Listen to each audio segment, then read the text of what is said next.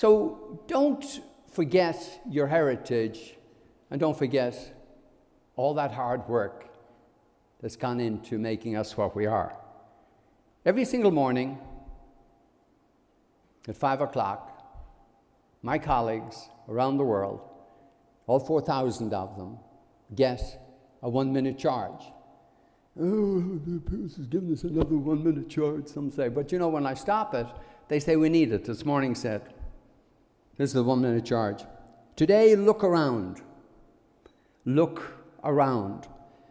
Find yourself a mentor who can guide you as your career develops. So I would suggest tonight, maybe we need to be asking ourselves, are we mentors? But you also have to build a culture. My dad, God rest him, loved to sing. Never had a beer in his life, but man, could he sing. And all 6 children sang along. Frankie and Johnny was his song. And we have a culture, and believe it or not, we have a songbook. Because how many times you start a sing-along and nobody knows the words? Well, we know the words because we have a songbook. My daughter's a clinical psychologist, and she says there are people from Kentucky, and they're Kentuckians, and then there's Old Techians. Build yourself a culture. Respect your colleagues, but build yourself a culture. Do what makes your heart sing. Whatever that is, do what you're passionate about. Do what makes your heart sing. I stand before you. Last night we were in Washington, and now we're here today, and everything we do, I mean, somebody said, will you retire? Why would I retire for? Deirdre would kill me. She indulged me this year. Deirdre and I have been married for 40 years, and all the images you see in Alltech are Deirdre's. She indulged me because she allowed me to go to Sicily to see The Godfather, where it was made, because in my opinion, just about everything you could ever need about business is in The Godfather.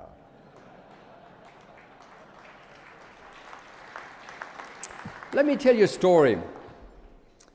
story of stupidity, a story of entrepreneurship, a story that's different. So this guy comes and he knocks on my door and he said, Pearse, what do you know about horses? I said, not very much. I was on a horse twice in my life. British Bay, Portmarnock Strand. My father told me the second horse I was on wasn't a horse, it was a donkey. So what the heck do I know about a horse? Nothing. So this man said, look, the World Equestrian Games are coming to Kentucky. Would you like to be the title sponsor? I said, no way, forget it. Don't know anything about horses. But I decided there and then we would be the sponsor. I spoke to him for 10 minutes. A few nights later, I was at a black tie affair, and I stood up and I said, and tonight we have decided to be the title sponsor of the World Equestrian Games, and we are giving $10 million to be the title sponsor. The stupidity was we could have got it for 3. Well, we got it for 10, and my wife, who was sitting beside me, she said, sit down. Be quiet. You're crazy. Saying you're crazy after 40 years is a term of endearment in a marriage. She said, you talk to a guy for 10 minutes. You give him $10 million. I said, George, I'm doing my thing. Let me talk. She said, $10 million. She said, that's $1 million a minute. George is very good at math. She said, that's $16,666 a second. Would you shut up and sit down? Or at least, she said, give me 3 seconds. We need to go to New York to shop. But you have to do things differently. One of the smartest moves we ever made was becoming the title sponsor of the World Equestrian Games. The Alltech World Equestrian Games brought over $500 million into the state, the Commonwealth of Kentucky, and we will be the title sponsor in Normandy. The power of a cup of coffee, the power of talking to somebody. And move fast. Rule 7, move fast. I went to China 25 years ago. Somebody said, how do you get to China? I said, I went on a plane. And I wasn't being flippant, and I wasn't being smart. I met a guy, a professor fellow. He said, come and give us a talk. I said, I'll give you a talk, okay. When I got there, it was a Tuesday. He'd been there for 3 previous Tuesdays in case I came early. So you go there, you go early, And when you go early, things will happen. And you move fast. This is what's called a gene chip. Ladies and gentlemen, this gene chip is going to revolutionize medicine, agriculture, and your life, and my life. I saw this at work about 8 years ago and said, this is the future, and was prepared to put our efforts into it. And indeed, it is the future. I'm going to tell you in a second how it's going to be the future. The world needs more crops to feed our possible 9 billion people. Ireland has 1 million acres of land. With the gene chip, we can guarantee 1 ton more grain per acre. Think about it. Iowa has 100 million tons of grain. We can get 100 million tons more grain. But it's only by embracing new ideas and pushing them forward that things can happen. The gene chip. Alzheimer's. How many of you have been unfortunate enough to have a parent or a friend who died of Alzheimer's? It's the world's worst disease. It dwarfs cancer, it dwarfs AIDS, it dwarfs any of diabetes. $450 billion in the United States alone. Well, we have our patients now on phase 2 of one of our products. And somebody gave me the Hemispheres magazine. And this is from United Airlines. And in United Airlines, they're talking about science and the future in Kentucky. In Kentucky, they say 2037, bourbon sales will boom. And in 2022, and I read and quote, Alltech creates a solution for Alzheimer's patients. That is the excitement of science, and that's the excitement of the big picture. But the big picture is no good unless you have education. And Ireland's education is second to none. And we have to get behind our young people. Let me tell you some of our initiatives. We have a program we call the Young Scientists Program. 50,000 kids is our target. To get 50,000 kids onto a program that night, and you know where I modeled it? I'm not a proud man. After the Aer Lingus Young Scientists competition. It was so successful, why not use it? We build laboratories. My wife builds 1 laboratory every year, 2 laboratories every year. Crop science. Both crop science and Alltech Life Science will go public in the next 18 months. Both of those. So where are we going and what's in it for Ireland? Let me tell you what's in it from Ireland.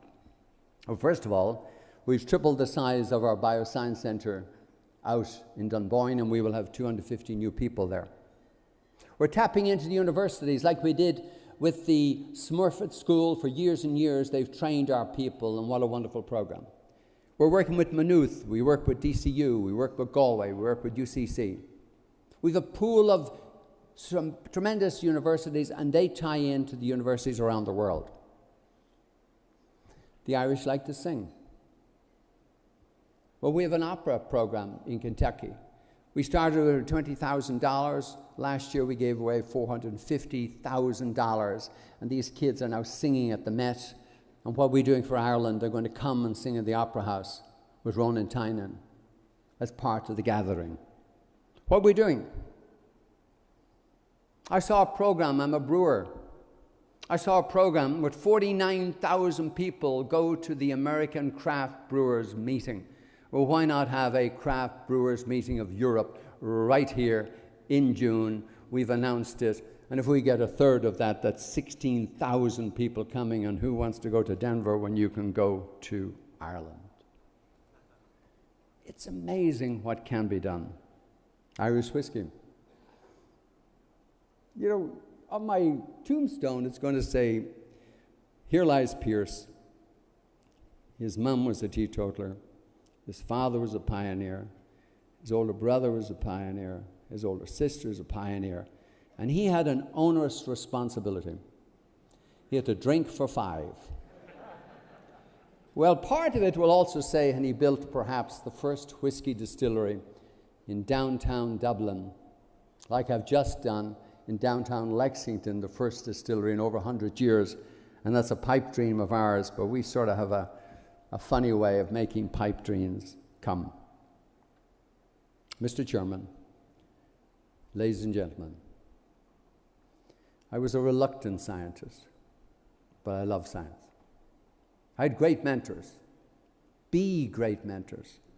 I had $10,000, we're still private. We have no intention in my lifetime, nor in Mark's lifetime, of selling the business or going public. Yes, we will float crop science and we will float life science. Why would we do anything else? We love it. It simply doesn't get any more exciting. And if you have a pen, and if you really want to be driving forward, take down my 5 Ds. The first D is to dream. You've got to dream. And as you dream, remember, you have to have belief, because belief always comes before performance. So let's dream together. Let's dream of what we can do for our city, for our country. I had a guy work with me. His name was Bill Cheek. And he believed in my dream. He joined me at 52 and he left me at 82 and he died. He believed in the dream. Dare. What are you waiting for? Just dare to do it, you know? What's the big deal? Desire. You have to have a desire. You have to want to make it happen. Decide. Stop talking. Just do it.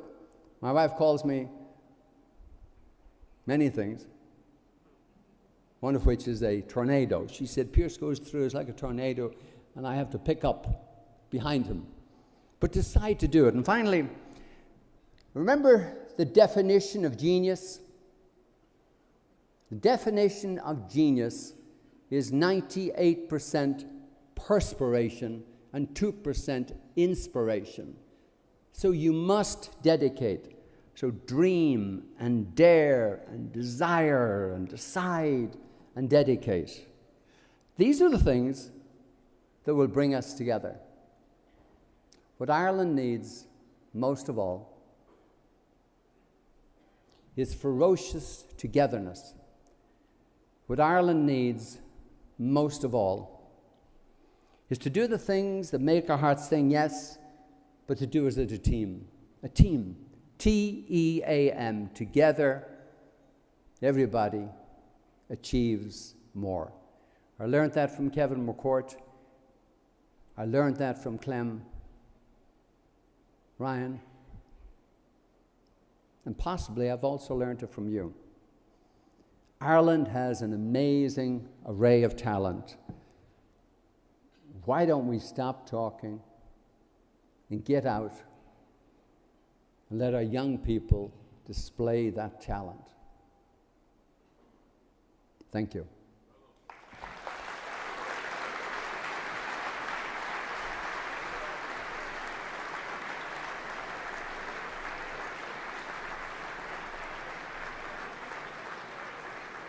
I'll give you a word of warning before I move any further. The last time I met Pearse was after the American Ireland Fund New York dinner, I think in 2011, when Duncan Ederar was the chairman of the dinner committee and Muhammad Ali was the honoree. And to use Ciarán McLaughlin's term, if you're Irish, never stop drinking the same day you started. In fact, I was with Ciarán McLaughlin leaving Fitzpatrick's Hotel in the early hours or late hours of the morning, and we met Pearse on his way back from his jog. So if you want to be too careful this evening, you might meet Pearse on your way back. Ladies and gentlemen, Pearse Lyons, well done.